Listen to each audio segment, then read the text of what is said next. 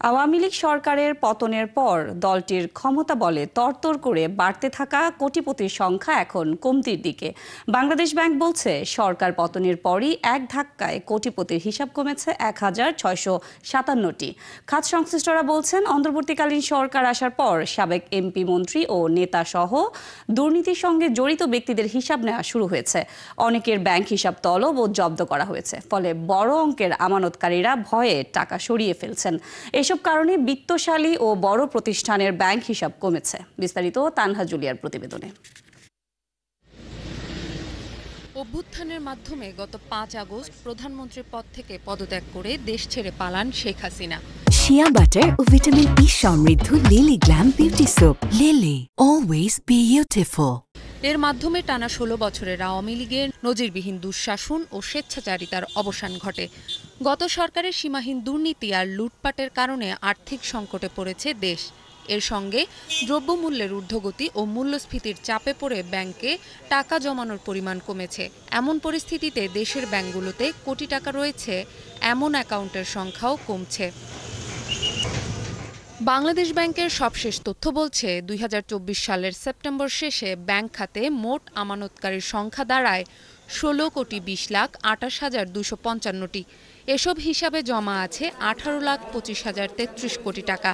June প্রান্তিকে bank খাতে মোট আমানতকারী ছিল ১৫,৮৭,৭৭,৫২৩টি এবং এসব হিসাবে জমা ছিল ১৮,৩৮,০৮৩ কোটি টাকা।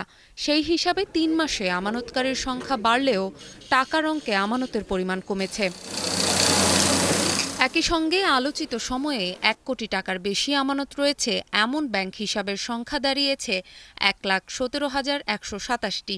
কোটি টাকার ওপরে এসব হিসাবে জমা আছে ৭,৪৬,০৮৭ কোটি টাকা। অর্থাৎ দেশের ব্যাংকিং খাতের মোট আমানতের ৪১% কোটি টাকার হিসাবধারীদের।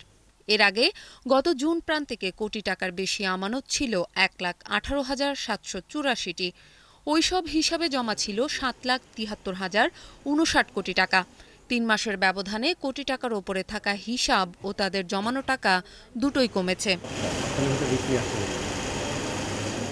তবে কেন্দ্রীয় ব্যাংকের কর্মকর্তারা বলছেন, কোটি টাকার হিসেব মানেই কোটিপতি ব্যক্তির হিসেব নয়। কারণ ব্যাংকে ১ কোটি টাকার বেশি অর্থ রাখার তালিকায় ব্যক্তি ছাড়া অনেক প্রতিষ্ঠানও রয়েছে। আবার ব্যক্তি ও প্রতিষ্ঠান কতটি ব্যাংক হিসাব খুলতে পারবে তার কোনো নির্দিষ্ট সীমা নেই।